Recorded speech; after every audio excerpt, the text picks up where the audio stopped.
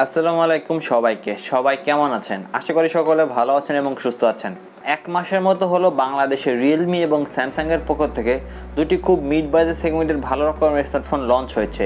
আজকে আমরা এই ভিডিওতে Samsung Galaxy F22 versus Realme Narzo 30 এই দুটি ফোনের কম্পারিজন ভিডিও করব। আপনারা দেখছেন টেক ভ্যালি, আপনাদের সাথে থাকছে আমি তাইসির। সো বন্ধুরা, শুরু করা যাক।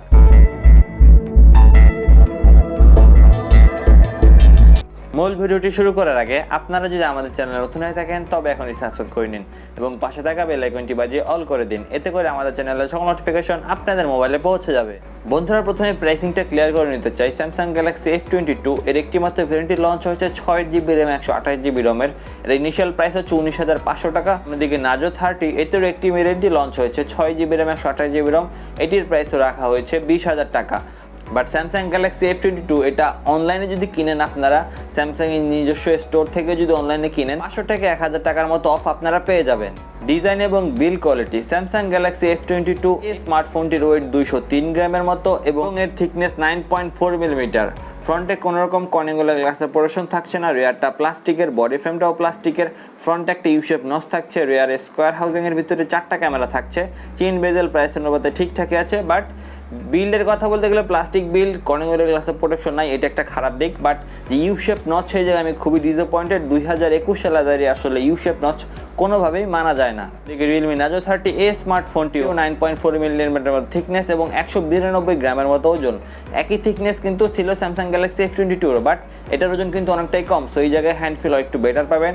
ফ্রন্টে কোনোরকম কর্নিংগুলার গ্লাসের প্রোটেকশন থাকছে না, বাট এখানে ভালো ব্যাপার, এখানে থাকছে ফ্রন্টে একটি পাঞ্চ হোল। এই স্মার্টফোনটিও রেয়ারে প্লাস্টিক ব্যবহার করেছে, বডি ফ্রেমটা প্লাস্টিকের।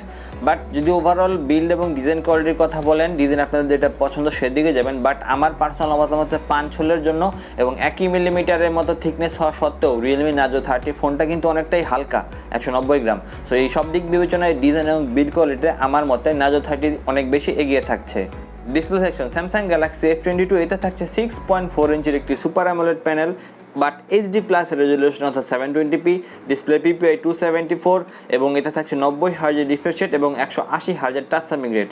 সাথে এটার পিক ব্রাইটনেস হচ্ছে 600 নিটস এবং HDR10 এরও সাপোর্ট থাকছে। নার্জো 30 থাকছে 6.5 ইঞ্চির একটি IPS LCD panel, full HD+ resolution অর্থাৎ 1080p, এর PPI 405 এবং 90 হার্জের রিফ্রেশ রেট, 180 হার্জের টাচ সামিং রেট। সাথে থাকছে 580 নিটসের ম্যাক্স ব্রাইটনেস। সো ওভারঅল দুইটা ডিসপ্লে যদি বলেন, একটাতে সুপার অ্যামোলেড, একটাতে IPS LCD, দুটিতে কিন্তু 90 হার্জ 180 হার্জের রিফ্রেশ রেট এবং টাচ সামিং রেট থাকছে। সো বাট একটাতে HD+, একটাতে ফুল HD+। এখন আমার মতে দুটি ফোনের ভিতরে আমি ফুল HD+ এর, যেহেতু একই দামে দুইটি স্মার্টফোন পাওয়া যাচ্ছে, সুপার অ্যামোলেড একটু বেশি পাঞ্চি কালার প্রোভাইড করে, বাট ওখানে আপনার পিক্সেল ডেন্সিটি অনেকটাই কম মনে হতে পারে। সো সুপার অ্যামোলেডের জন্য আমি স্যামসাং গ্যালাক্সি F22 দিকে যাইতাম। বাট ওখানে থাকতেছে ইউশেপ নচ, এটাও কিন্তু ডিসপ্লে একটা বড় অংশ, দেখতে কতটা সুন্দর বাকি। তো একটা ইউশেপ নচের কারণে স্যামসাং গ্যালাক্সি F22 কে এই সুপার অ্যামোলেড HD+ থাকা সত্ত্বেও আমি এগিয়ে রাখতে পারছি না। দুটি স্মার্টফোন এই দিকে সমান। আউট অফ দ্য বক্স দুটি ফোনে থাকছে Android 11, স্যামসাংয়ে থাকছে One UI 3.1 কোর এবং রিয়েলমিতে থাকছে Realme UI 2.0। Processor section, Samsung Galaxy F22 এতে থাকছে MediaTek Helio G80 12 nanometre feedback টেকনোলজির একটি প্রসেসর। এখানে থাকছে Mali G52 MC2 GPU। অন্যদিকে নার্জো 30 থাকছে MediaTek Helio G95, এটিও 12 ন্যানোমিটার ফেব্রিকেশনের তৈরি একটি প্রসেসর। এখানে জিপিইউ সেকশনে ব্যবহার করেছে Mali G76 MC4। So processor এবং জিপিইউ সেক্টরে কিন্তু রিয়েলমি নার্জো 30 অনেক বেশি এগিয়ে থাকছে। আন্তর্দু বেঞ্চমার্ক স্কোর বলেন, দুটি স্মার্টফোনের মধ্যে 1 লাখের মতো ডিফারেন্স। নার্জো 30 3,30,000 মতো আসে আর F22 2 লাখের আশেপাশে আসে। দুটি স্মার্টফোনে অক্টাকোর CPU ব্যবহার করছে। স্যামসাং গ্যালাক্সি F22 থাকছে দুটি 2.0 GHz clock Cortex A75 core, বাকি 6টি 1.8 GHz clock Cortex A55 core. অন্যদিকে নার্জো 30 থাকছে দুটি 2.05 GHz clock Cortex A76 core, বাকি 6টি core 2.0 GHz clock Cortex A55 core. So overall CPU, GPU, processor এবং পারফরমেন্স সেগমেন্টে নার্জো 30 অনেক বেশি এগিয়ে থাকছে স্যামসাং গ্যালাক্সি F22 থেকে। মেমোরি ভেরিয়েন্ট দুটি স্মার্টফোনে কিন্তু 3-in-1 স্লট থাকছে এবং 6GB RAM 128GB রমের internal memory দুটি স্মার্টফোনে থাকছে। বাট র্যাম টাইপ কিন্তু থাকছে LPDDR4X, দুটি স্মার্টফোনে সিমিলার। রমের বেলায় নার্জো 30 থাকছে UFS 2.1 স্টোরেজ টাইপ, অন্যদিকে স্যামসাং গ্যালাক্সি F22 তে থাকছে eMMC 5.1। সো স্টোরেজ অর্থাৎ রমের স্পিড বা রিড অ্যান্ড রাইট স্পিডের কারণে নার্জো 30 অনেক বেশি এগিয়ে থাকবে স্যামসাং গ্যালাক্সি F22 থেকে। ক্যামেরা সেকশন এই জায়গায় কিছুটা এগিয়ে থাকছে স্যামসাং গ্যালাক্সি F22।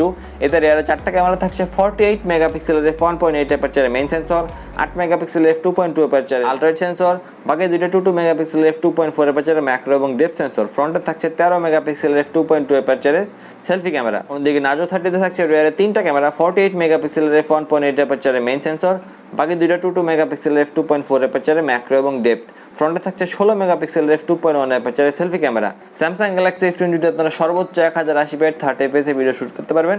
অন্যদিকে সেটা নার্জো 30 তে 4K 30fps রিয়ারে আপনারা ভিডিও শুট করতে পারবেন। বাট রিয়ারে যদিও ভিডিও ক্যাপাসিটি বেশি, বাট রিয়ারে একটা আলট্রা সেন্সর অভাব আপনাদের Realme Narzo 30 কে ক্যামেরা সেগমেন্টে কিছুটা পিছিয়ে রাখছে। কানেক্টিভিটি বলেন বা সেন্সরস বলেন সবকিছু দুটি ফোনে একদম সিমিলার থাকছে। ব্যাটারি সেগমেন্ট Realme Narzo 30 তে থাকছে 5000 mAh ব্যাটারি এবং বক্সেই থাকছে 30 ওয়াটের ফাস্ট চার্জিং সুবিধা। অন্যদিকে F22 স্যামসাং গ্যালাক্সিতে থাকছে 6000 mAh হিউজ ব্যাটারি এবং এতে থাকছে বক্সে 15 ওয়াটের চার্জিং সুবিধা। সো আমার মতে ফাস্ট চার্জিং একটা অনেক বেশি কাজের জিনিস 1000 mAh বেশি ব্যাটারির থেকে। সো এইখানে ব্যাটারি সেগমেন্টে আমি Narzo 30 কে কিছুটা এগিয়ে রাখবো। সো বন্ধুরা, ওভারঅল স্পেসিফিকেশনস কথা বললে যদি আপনাদের সুপার অ্যামোলেড দিয়ে চান এবং স্যামসাং এর আপনারা প্রিভিয়াস ইউজার হয়ে থাকেন এবং নর্মাল টাইপের ইউজ করবেন, বিশেষ করে পারফরমেন্স বা গেমিং সেক্টরটা আপনার খুব বেশি দরকার নাই, মিডিয়াম লেভেলের বা লো লেভেলের গেমিং করেন, তাহলে একটা অলরাউন্ড প্যাকেজ যদি চান তাহলে অবশ্যই স্যামসাং গ্যালাক্সি F22 আপনাদেরকে অনেক বেশি আকর্ষণ করবে। 19,500 টাকা এটার দাম, কিনলে 18,500 থেকে 19,000 টাকার মধ্যে পেয়ে যাবেন। আর Realme Narzo 30 তারাই নেবেন যাদের রিয়ারে একটা 8 মেগাপিক্সেল আলট্রা সেন্সর নাই, সেটা কোনো সমস্যা করবে না। আপনি এই সেটটির সাথে খুব ভালো রকমের গেমিং করতে চান, উড়াধুরা পারফরমেন্স ভিত্তিক একটা স্মার্টফোন চান।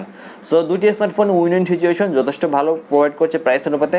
শুধুমাত্র স্যামসাং গ্যালাক্সিতে যদি full HD plus display provide করতে পারতো স্যামসাং কোনোভাবে, আমি আনডাউটেডলি এটাকে উইনার করে দিতে পারতাম। বাট দুইটি স্মার্টফোন আসলে দুই রকমের কাস্টমারের জন্য লঞ্চ করা হয়েছে। সো আপনার কোনটা প্রয়োজন সেই অনুপাতে আপনি স্মার্টফোন চয়েস করবেন। বন্ধুরা, আজকে আমাদের ভিডিওটি কেমন লাগলো? ভালো লাগলে লাইক করবেন এবং শেয়ার করবেন। পরবর্তী ভিডিও দেখা বন্ধু সবাইকে আল্লাহ হাফেজ।